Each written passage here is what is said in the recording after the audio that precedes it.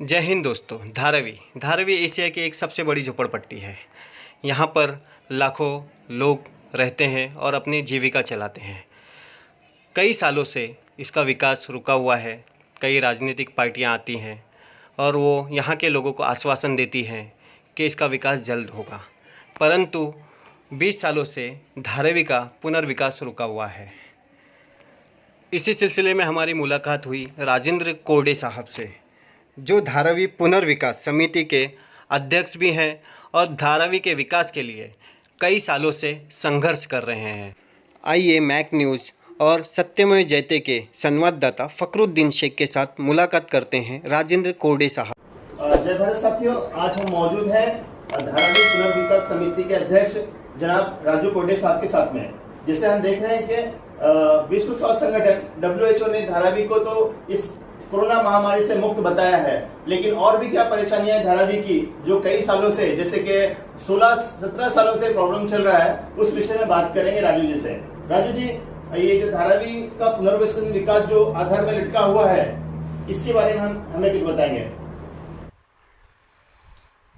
4 फरवरी 2004 में महाराष्ट्र सरकार ने एक गवर्नमेंट रिजोल्यूशन जो है वो इशू किया और धारावी का पुनर्विकास इंटीग्रेटेड टाउनशिप में होगा, इस तरीके की बात उस जीआर द्वारा कही गई।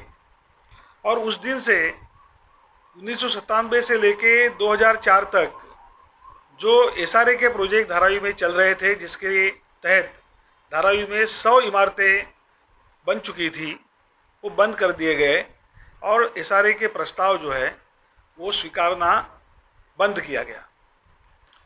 पिछले 16.5 साल के अंदर धारावी में 3 बार सर्वे हुए। पहली बार आकाश ने सर्वे किया, उसके बाद मशाल जो है उनका सर्वे हुआ और अभी ग्लोबल का भी एक सर्वे हुआ। बहुत बार इसका सेक्टर और रीसेक्टरिंग भी किया गया और बहुत बार इस प्लान के अंदर तब्दीलियां भी की गई। अभी हाल ही में पिछले साल महाराष्ट्र सरकार ने, उस वक्त की महाराष्ट्र सरकार ने, देवेंद्र फडणवीस की सरकार ने एक स्पेशल पर्पज व्हीकल नाम की एक कंपनी बनाई, जिसमें सरकार का 20% जो है वो हिस्सा रहेगा और जो निजी डेवलपर आएगा उसका 80% जो है उसका शेयर रहेगा। इस तरीके का एक स्कीम बनाया और एक ग्लोबल टेंडर जो है वो फ्लोट किया। इस ग्लोबल टेंडर के अंदर बहुत सारी शर्तें रखी गई थी। जो डेवलपर या उसका कंसोर्टियम आएगा वो, उसके पास कितने काम का अनुभव होना चाहिए, उसके पास कितना पैसा होना चाहिए, इस तरीके की अनेक शर्तें उस टेंडर में थी। पहले दौर में तो सिर्फ एक ही डेवलपर इस में हिस्सा लिया और एक डेवलपर हिस्सा लेने से वो कॉम्पिटिटिव बिड नहीं होगा, स्पर्धात्मक नहीं होगा, इसलिए 2 बार इसकी अवधि बढ़ाई गई और दूसरी अवधि के आखिरी तारीख में एक दूसरा डेवलपर भी इस टेंडर के अंदर आया, उसने शिरकत की। ये पहला डेवलपर जो था सेकलिंग टेक्नोलॉजी कॉरपोरेशन था और दूसरा डेवलपर जो था वो अडानी इंफ्रा था। इन दोनों की जो टेक्निकल फिजिबिलिटी है, फिनेंशियल फिजिबिलिटी है, उसको परखने के बाद और उसको सही पाने के बाद में जो गवर्नमेंट की कमेटी है, उस कमेटी ने इस बिड को खोलने का निर्णय लिया और इस बिड को जब खोला गया तो सबसे ज़्यादा बोली लगाने वाला जो डेवलपर है सेकलिंग टेक्नोलॉजी कॉरपोरेशन, उसको उन्होंने LOI लेटर ऑफ इंटेंट जिसको बोलते हैं वो दिया गया और उसके 1 महीने के बाद में उनको लेटर ऑफ अवार्ड जो है वो देना ज़रूरी था और लेटर ऑफ अवार्ड देने के बाद में उन्होंने पूरा प्लान बना के काम शुरू करने का, इस तरीके का सब बात था।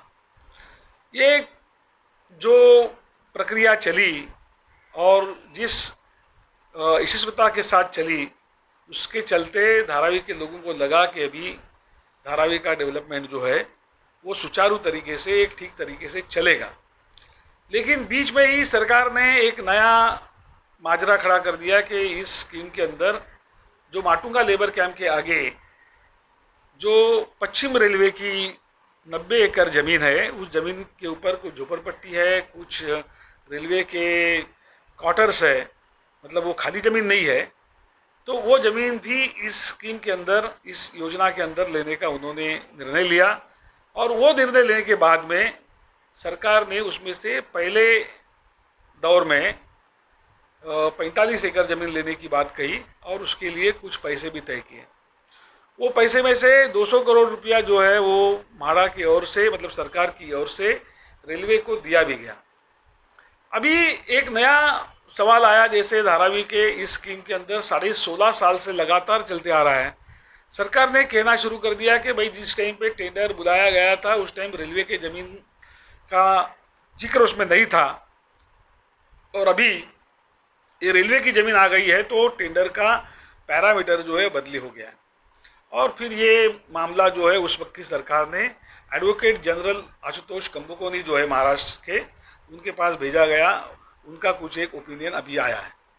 अभी ये सरकार कांग्रेस, राष्ट्रवादी और शिवसेना की मिलीजुली सरकार है, और उद्धव ठाकरे जो है वो इस सरकार की सरपरस्ती कर रहे हैं। वो यहाँ अभी महाराष्ट्र के मुख्यमंत्री हैं।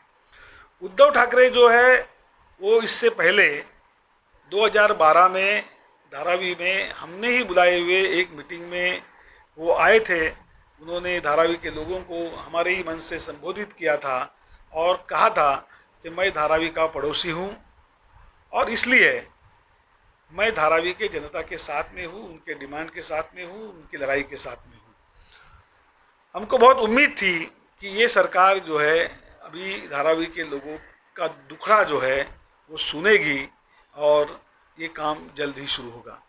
लेकिन अभी हाल ही में हमको मालूम पड़ा कि ये सरकार ये टेंडर का प्रोसेस जिसका पूरा हो गया है उसको खारिज करके फिर से रीटेंडरिंग करने के लिए, रीसेक्टरिंग करने का प्लान बना रही है। तो हमारा कहना इतना आसान और सादा इस सरकार से है और लोगों से भी है कि भाई 16.5 साल से धारावी के लोग विकास से वंचित रहे हैं, और ये वंचित रहने की वजह से ही धारावी में जो अनप्लान ये सिटी बसी हुई है, ये बस्ती बसी हुई है।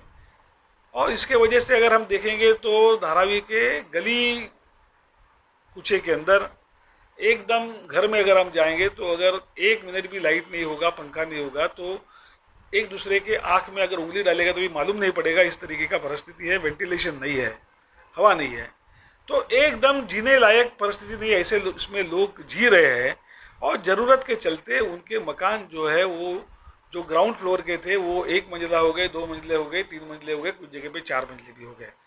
तो इस तरीके से होने से परिस्थिति और भी गंभीर हो जाएगी।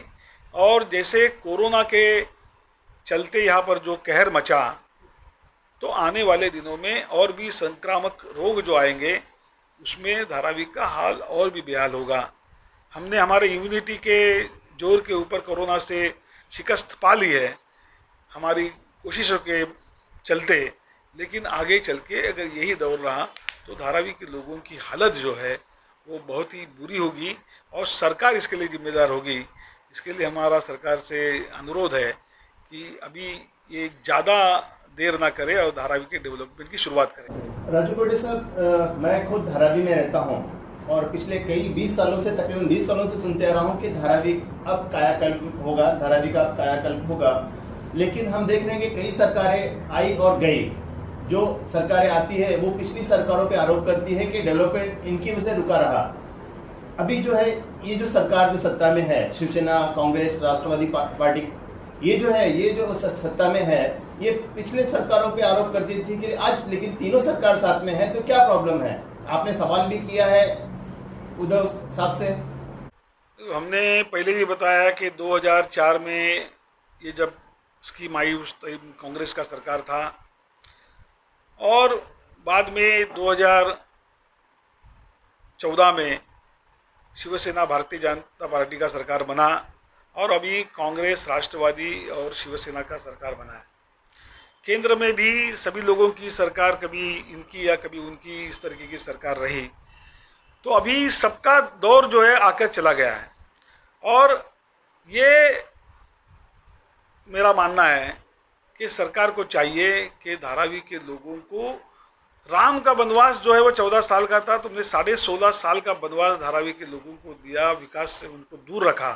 अभी उनके साथ ज़्यादा खिलवाड़ मत करो, ये खेल बंद करो और धारावी के लोगों का विकास का रास्ता है उसको खोल दो और इसमें राजनीति मत लाओ। कोडे साहब, सोशल मीडिया पे देख रहे हैं कि आपने लोगों से आह्वान भी किया है सड़क पे निकलने का, तो इस कार्यक्रम के बारे में थोड़ा सा हमको बताएंगे।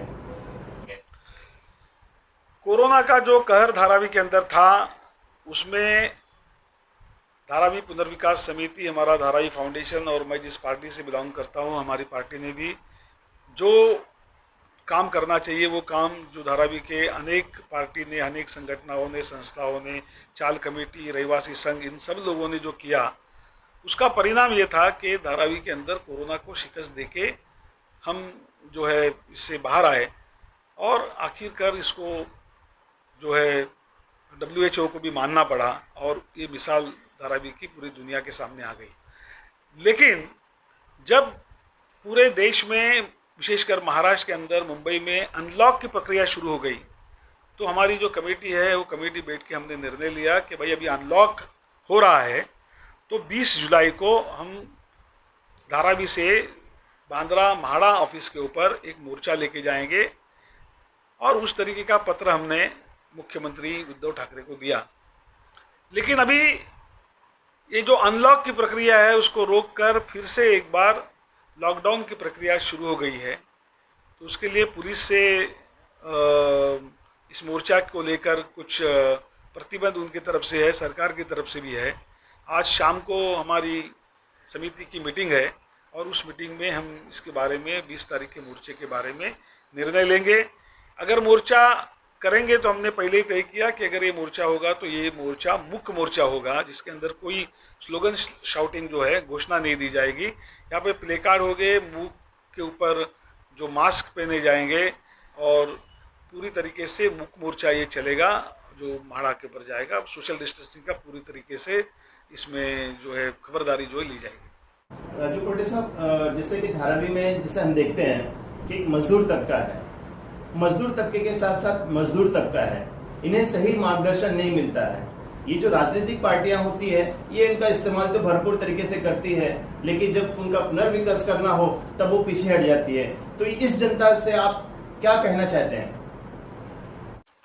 देखो, वही मैं कहता हूँ कि हमारे धारावी को 1985 से लेकर अभी ये 2020 तक या तो एकनाथ गायकवाड़ या उनकी बेटी वर्षा गायकवाड़ ये यहाँ से आमदार रही है। 1999 का एक शिवसेना भारतीय जनता पार्टी का एक दौर छोड़ेंगे तो हर बार वर्षा गायकवाड़ और एकनाथ गायकवाड़ जो है वो यहाँ से आमदार चुन के आए हैं।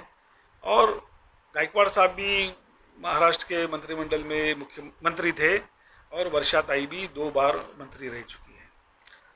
और धारावी की जनता ने उनके साथ बहुत न्याय किया है, उनका साथ दिया है। तो मुझे उनसे अपील करना है कि इतना साथ जिस जनता ने आपके साथ दिया उनके लिए कोई भी एक अच्छा डेवलपमेंट का काम या एक बुनियादी विकास का काम जो है वो अभी तक नहीं हुआ है। कोई भी कारगर ऐसा विकास जो है वो यहाँ पर नहीं हुआ है। तो सिर्फ और सिर्फ इलेक्शन और उसका जो झमेला करने से उन्होंने एक शाश्वत विकास, जिसको कारगर विकास बोलते हैं, वो धारावी पुनर्विकास का काम जो है उसमें इंटरेस्ट लेना चाहिए। धारावी की जनता की ये मांग है और मजबूर लोग हमेशा मजबूर नहीं रहते, वो कभी ना कभी अपना जो है शक्ति भी दिखाते हैं। तो उनको ज़्यादा मजबूर मत करो और उनको जो है वक्त पे ही उनका हक दे दो, ऐसा उनसे मेरा अपील है। आखिर में सत्यमेव जयते और मैक न्यूज़ की तरफ से आपका धन्यवाद सर, आपने समय दिया, धन्यवाद।